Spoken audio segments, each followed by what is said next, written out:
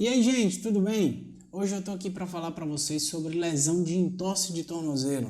Essa lesão que é muito comum e eu tenho certeza que ou você já teve ou você conhece alguém que já sofreu essa lesão, tá bom? Então eu andei pesquisando, vendo com algumas pessoas, conversando, elas me mandaram as dúvidas, os questionamentos e eu separei aqui no celular alguns tópicos interessantes para a gente conversar, se aprofundar um pouco mais sobre essa lesão, tá bom? A primeira coisa que eu vou falar para vocês, o primeiro tópico que eu separei aqui é sobre a anatomia do tornozelo.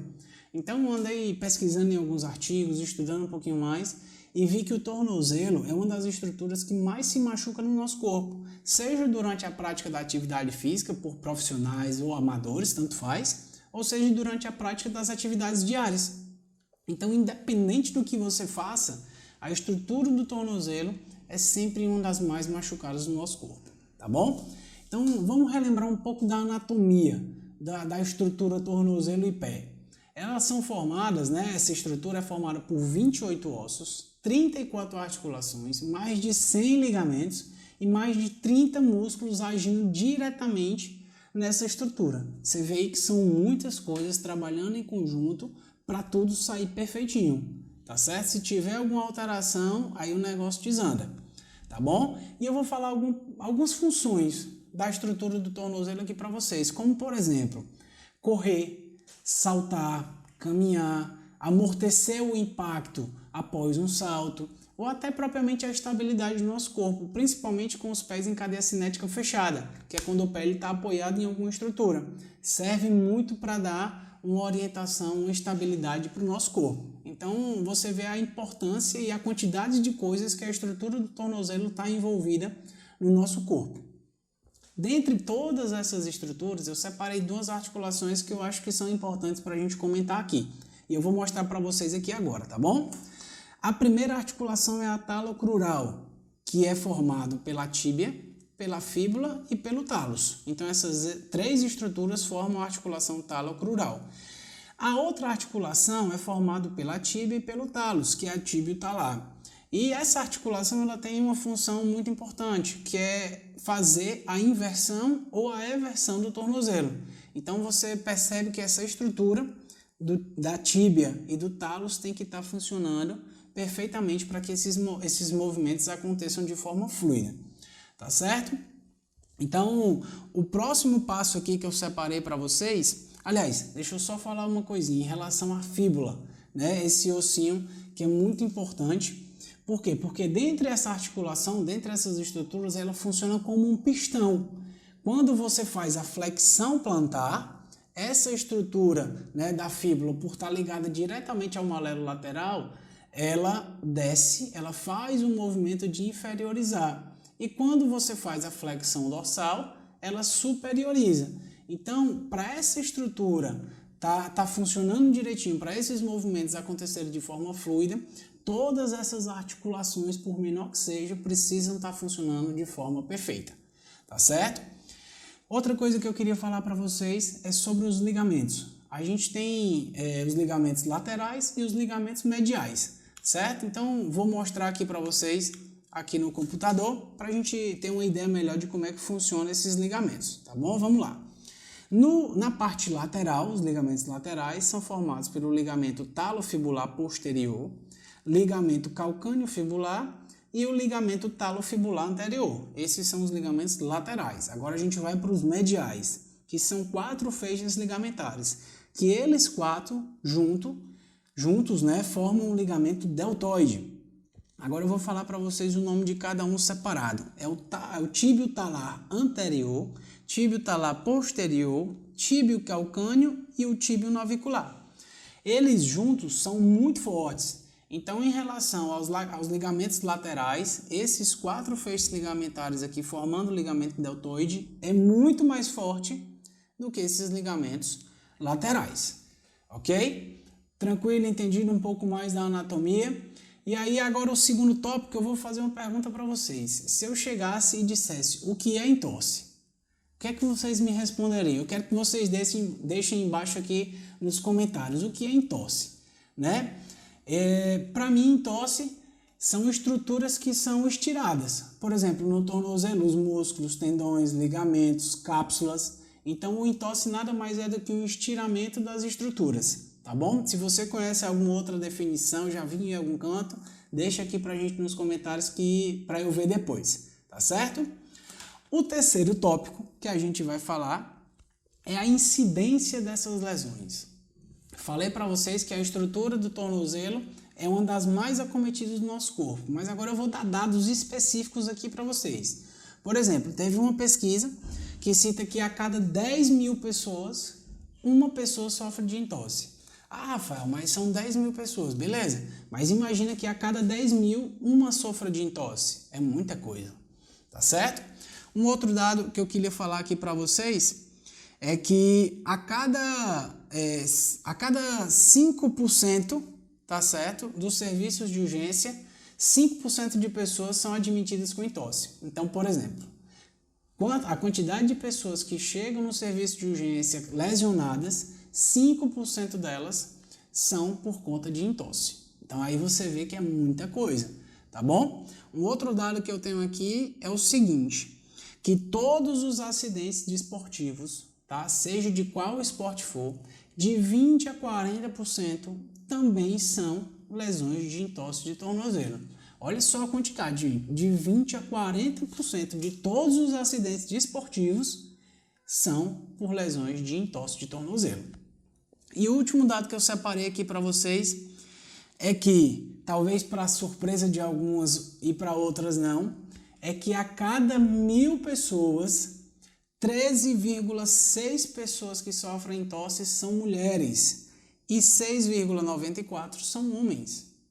Né? Para você ver que as mulheres ganham até na quantidade de entorse, certo? E aí, por que isso pode acontecer? Um dos fatores principais é o uso do salto alto, né? Aquela mulher que anda com aquele salto gigantesco, quando ela vai caminhando, torce o pezinho. Então, isso é um dos fatores. Lógico, existe outros, né?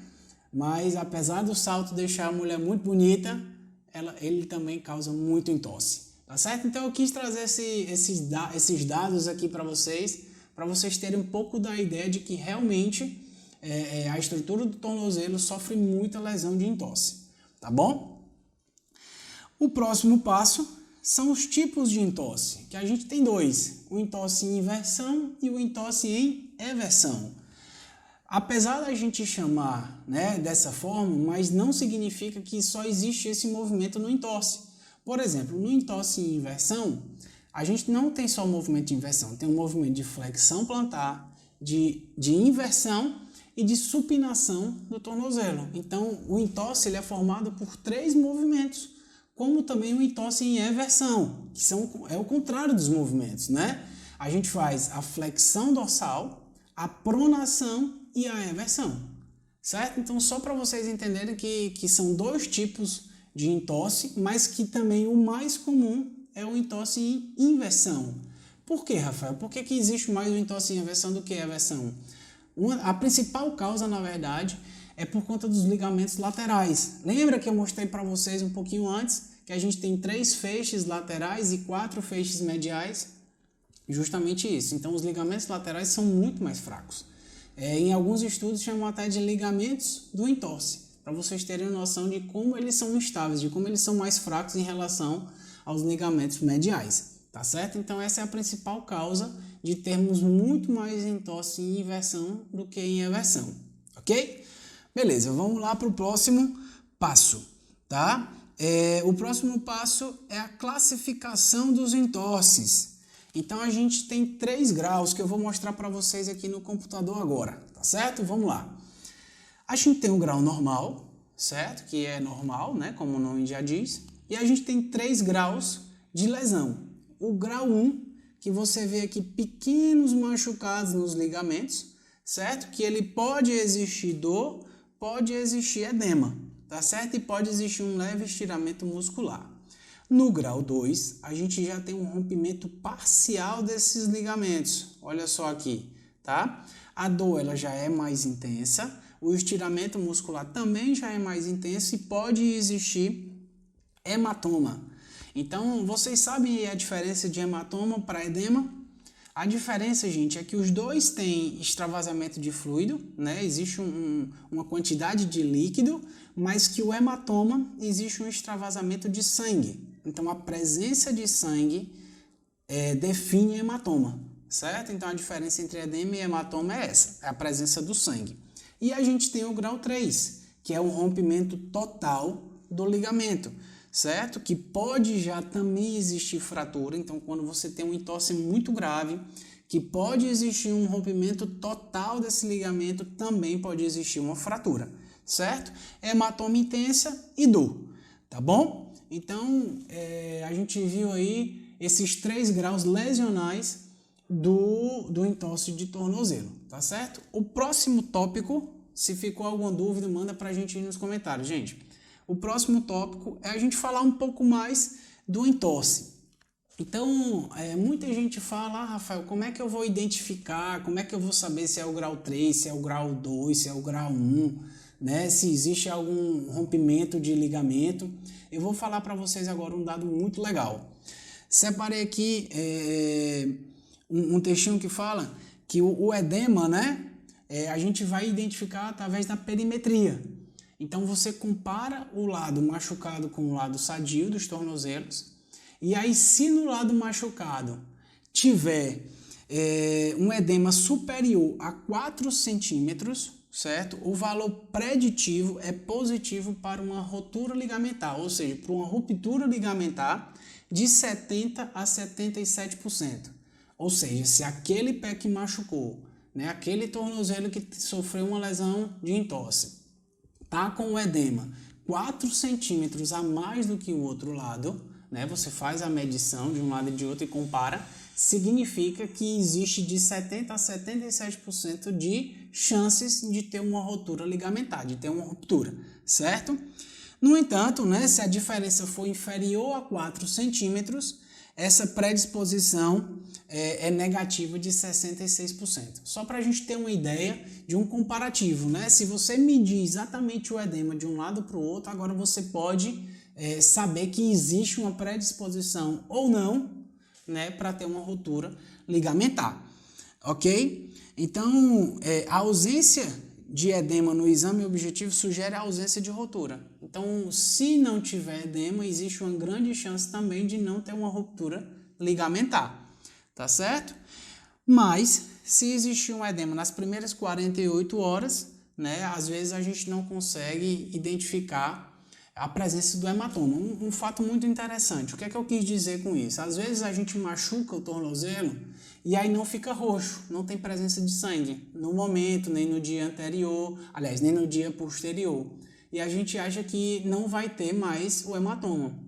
O que eu queria dizer, gente, é que o hematoma ele pode surgir depois de uma entorse em até 72 horas em alguns casos.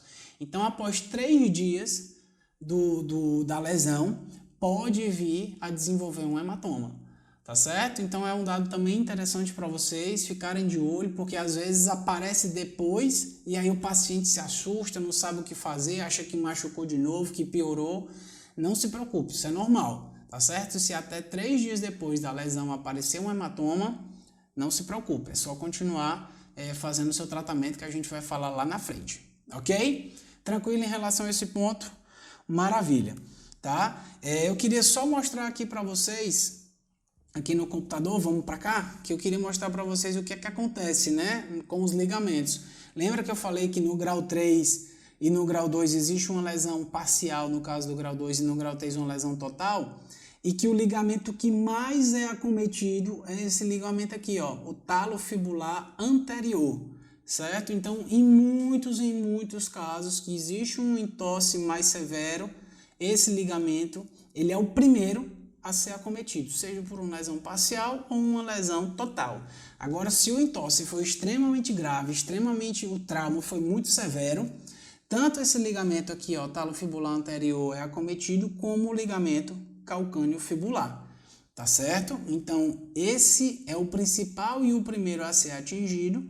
Agora, se o negócio for muito forte, machuca o talo fibular anterior e o calcâneo fibular, tá certo? Beleza? Entendido isso aí, só um adeno no que a gente estava falando, tá bom? E agora a gente vai falar do teste e do tratamento, né? O que é que a gente pode fazer para testar, para saber se existe alguma ruptura, se existe alguma ruptura ligamentar? A gente tem um teste que é teste de gaveta anterior. Isso mesmo. Ah, Rafael, mas você está falando do joelho? Não, não estou falando do joelho, estou falando do tornozelo. Existe o teste de gaveta anterior para o tornozelo, não é só para o joelho, tá certo?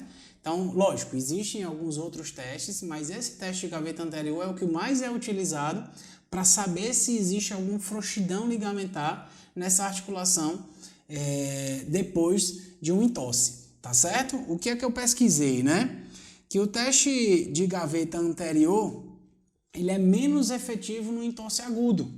Ou seja, se a pessoa acabou de ter um entorse, ou está com algumas horas que sofreu esse entorse, e você vai fazer o teste, ele vai ser de pouca eficácia, né? Ele vai ter pouca eficácia. Por quê? Porque a pessoa ela vai estar com dor. Então, no momento em que você vai fazer o teste, ela se protege. Então, todos os estímulos proprioceptivos, nociceptivos daquela região, eles vão estar altamente ativados. Então, ela se trava. A articulação, ela automaticamente se trava e você faz o teste, acha que o pé está estabilizado, ele está sem frouxidão, mas na verdade é só um efeito, né, do nosso corpo para que você proteja aquela articulação. Então, o ideal é que você faça esse teste de gaveta anterior, que vai ter uma maior fidedignidade, vai ter uma maior eficácia após 4 a 7 dias da lesão, certo? Ele vai ser muito mais fidedigno se você fizer de 3 a 4 dias até 7 dias, certo? Então, espera um pouquinho, vai tratando o teu paciente, diminuindo o edema. Quando chegar nessa fase, você faz o teste para saber se existe alguma ruptura ligamentar ou não. Beleza? Mas, Rafael, como é que eu trato? Vamos lá, né? Às vezes é a parte que a gente mais quer saber. Como é que eu trato uma lesão de entorse? Existem duas situações. Primeiro, vamos falar do entorse agudo. Aquele entorse que a pessoa machucou naquela hora, você estava jogando bola, você estava jogando basquete, vôlei, enfim, correndo, fazendo suas atividades e teve um entorse. O que é a primeira coisa que eu faço no entorse superagudo?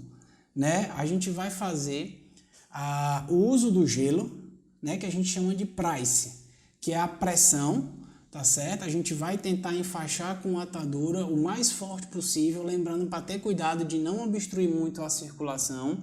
Vai usar o gelo, certo? E vai colocar a perna do paciente em elevação, se possível acima do corpo. É a primeira coisa que você tem que fazer, que a gente chama de price, né? na parte desportiva, certo? Então, lesão superagudo de entorse. Enfaixa com a atadura, coloca gelo e eleva a perna, certo? Depois você vai começando a fazer uma drenagem, depois você vai, para drenar o edema, né? Se tiver hematoma ou se não tiver hematoma, você vai começar a fazer uma drenagem linfática naquela região, vai começar a utilizar o laser para fazer toda a parte anti-inflamatória, diminuir a dor, certo? E aí você vai começando a ganhar mobilidade no seu paciente através das técnicas manuais, né? Quando ele já estiver sem dor, você vai devolvendo a flexão dorsal, você vai começando a ver se as estruturas articulares estão funcionando direitinho, senão você vai fazendo as técnicas para que isso aconteça. E se for um entorse crônico, né? Porque muitas vezes a pessoa ela sofre um entorse, não faz o tratamento adequado, não consegue restabilizar, não consegue reestruturar as estruturas e ela começa a ter reincidência do entorse. Isso vai influenciar muita coisa, porque essas reincidências, essa coisa crônica, ela pode machucar seu joelho, pode machucar seu tornozelo por conta da alteração biomecânica que fica no corpo. Então já existem alguns artigos que relacionam, né, a reincidência do entorse com problemas no quadril, certo? A gente vai falar disso depois em outros vídeos, mas a gente só para frisar que é importante você fazer o tratamento adequado. É importante você devolver a mobilidade articular das estruturas, é importante você devolver a estabilidade da articulação do tornozelo, fortalecendo os ligamentos, trabalhando propriocepção, trabalhando fortalecimento muscular. Então, tudo isso faz parte do tratamento, certo? Então, tem um artigo aqui que eu achei muito interessante, que ele fala o seguinte, que a maioria dos entorses agudos de tornozelo com rotura do talo fibular anterior, que tem um bom prognóstico, né? Tem um bom prognóstico se o tratamento for funcional. Ou seja, antigamente a primeira coisa que a gente fazia era fechar a articulação, era travar, não deixar ela se movimentar. Hoje é o contrário. É importante que a gente deixe e faça esse tratamento funcional. Lógico que tudo dentro do limite do paciente, do limite de dor e tudo dentro do que a gente é capaz de fazer. Então, espero ter conseguido conversar um pouquinho com vocês, tirar um pouco mais das dúvidas, aprofundar um pouco mais nesse assunto. Mas se ainda tem alguma dúvida, tem algum questionamento, se gostou do vídeo, se não gostou também coloca aqui nos comentários para a gente poder melhorar. E eu espero ter conseguido ajudar vocês, tá certo? Um grande abraço e eu espero vocês nos próximos vídeos.